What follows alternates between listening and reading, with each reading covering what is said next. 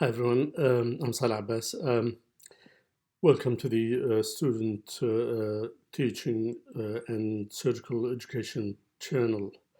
Today I chose an important topic for you. Not a common thing to happen, but we need to be vigilant and know how to suspect those patients and investigate them and eventually treat them. So it's called ascending cholangitis. It's a bacterial cholangitis that leads to septicemia, which is critical. The reason that you get septicemia is that because the process of infection in such situation requires an obstructed biliary tree. So it's high pressure biliary tree, and that happens, as we see, with a variety of reasons. And because the barrier or the defense mechanism between the sinusoids and the liver and the radicals of the biliary tree is very minimal. So bacteria and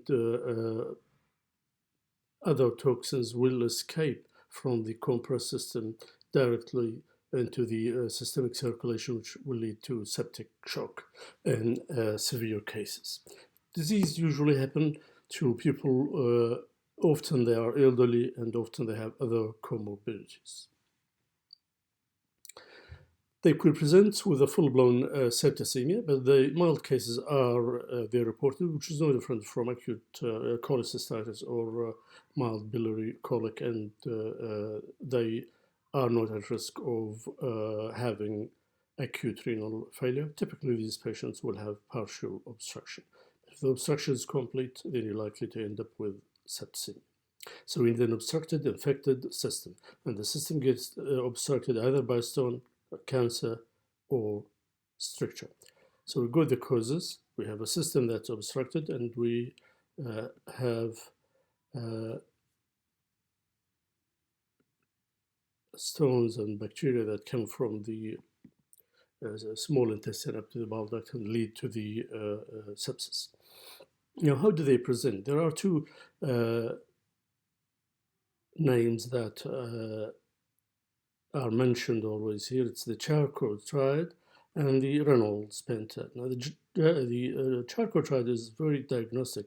If you've got a jaundice patient with right upper quadrant pain, particularly that pain will be radiating to the back, associated with rigors. No temperature, not the temperature itself, but the rigors. And the rigors are typical for bacteremia and septicemia. So if anyone have got the combination of these three, should clinically be treated as severe ascending cholangitis and should be treated in the intensive care units.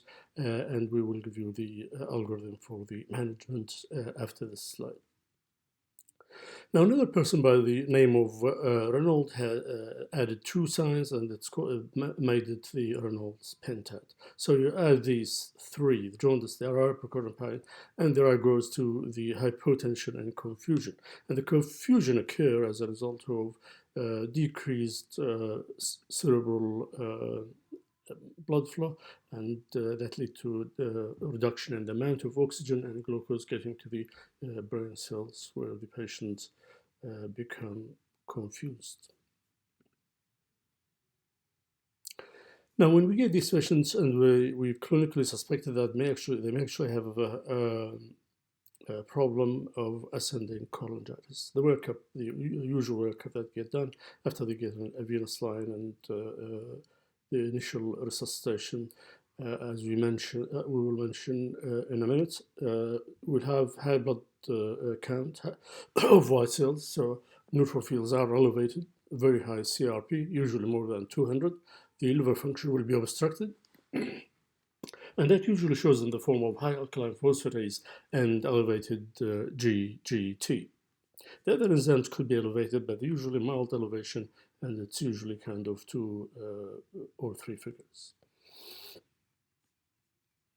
Most of these patients, as a result of the septicemia, and particularly in severe cases, they will suffer from acute kidney injury, and you'll find that their creatinine and urea will be elevated in the blood.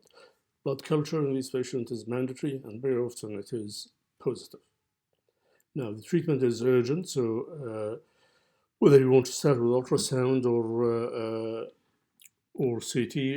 If you're not sure about the diagnosis, this will show you dilated biliary tree with intrahepatic duct dilatation, both ultrasound and the CT scan. And ultrasound might pick stones. But the sensitivity for stones in the bile ducts with the ultrasound is relatively small. It's about 40%. So the investigation that is very specific to gallstones and strictures of the bile duct are MRCP, provided that the patient is stable and not hemodynamically deteriorating, and we have time to do the MRCP for him. Because if they are not stable and we think they have cholangitis, we sometimes do an ERCP, so a definitive intervention immediately after resuscitation. But if we did an MRCP, we will find dilated biliary tree, intrahepatic duct dilatation. It will show us if there are stones, as we see in this picture on the right-hand side. We will be able to see a stricture in the duct, if there is a malignant stricture, or blockage of the duct from a mass outside the system, and we'll always see intrahepatic duct dilatation. And intrahepatic duct dilatation is always pathological. It almost always means that there is a distal obstruction of the biliary tree, so we take it seriously if we see intrahepatic duct dilatation. Now, the most common type of bacteria, so we have an idea about what sort of antibiotics we are going to use. We need to know the bacteria that most commonly cause ascending cholangitis, which is E. coli, Enterococci, and Klebsiella. Enterococcus can sometimes be problematic because it could have variety of antibiotics resistant, and it might require vancomycin, and the vancomycin resistant strains might need more newer antibiotics such as tacrolimus. Usually E. coli and Klebsiella are sensitive to the broad spectrum antibiotics, which will be the cephalosporins or the meropenem that we usually use in this situation. Now we go to the patient. We do need to do the ABCDs in the form of resuscitation. Once we get a line in, we will give them broad spectrum antibiotics immediately. We will need to put a central line and a urine catheter to monitor their central venous pressure in order to be able to manage their fluid. They do often have third spacing, and they do require a lot of volume support as a result of the systemic inflammatory response that results from the septic shock, which will lead to further dilatation and increased capillary permeability. Urine catheter is a very effective method to monitor the end organ perfusion, and urine output usually correlates with the perfusion of the kidneys, which will correlate with the perfusion of the vital organs, the brain and the heart. We resuscitate them with the fluid, doesn't matter which fluid you give them, and often it is crystalloids in the form of Hartmann solution or normal saline, and sometimes we give them concentrated albumin. Whatever the fluid that we give them, we need to aim to have a mean arterial pressure above 70, and we need to have adequate urine output, and hopefully we will be able to see reduction of the tachycardia if our fluid resuscitation is enough. And we need to use volumes in a judicious way. Some people are elderly and they may not tolerate large amount of fluid. The majority of the patient would actually do tolerate the intravenous fluid unless they are in cardiac failure, and then they can be in trouble. So once you've done that in ED and have taken the blood culture, done the blood, control the pain, stabilize the patient, then the patient goes to the intensive care unit for further observation and intervention that are needed.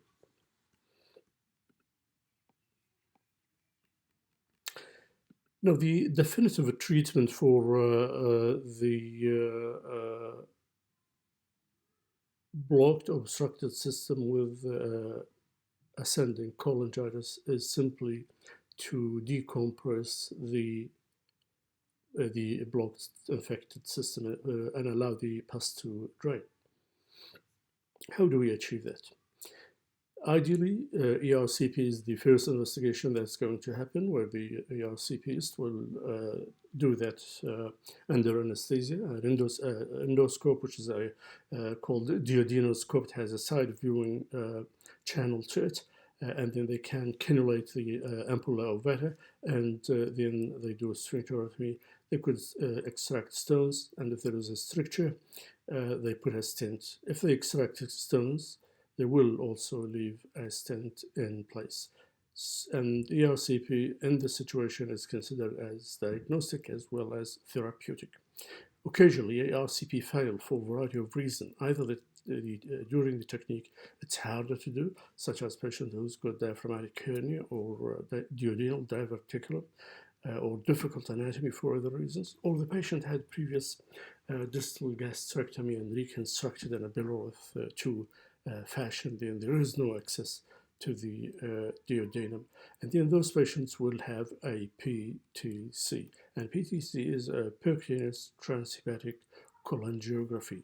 The radiologist does it, and they do it with an ultrasound guided technique. They use the ubiquitous Seldinger technique that is used to drain and cannulate every possible cavity or a vessel or a duct in the body. Either under general anesthesia or local anesthesia, a large bore needle get inserted under ultrasound, and the radiologist will target one of these dilated. We have to have dilated biliary system. And once they are inside one of these bile ducts, then they introduce a guide wire as far as they can, and over the guide wire, then they thread the drain. And the function of the drain is to decompress the system.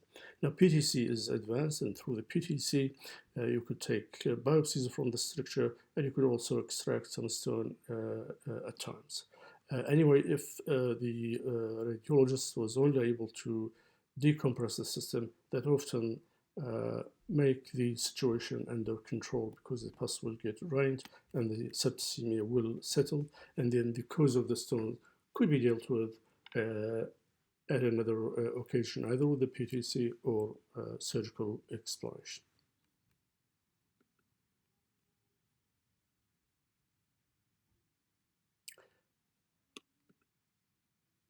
So that's in brief really how we deal with cholangitis and what sort of presentation treatment available to it and the definitive treatment.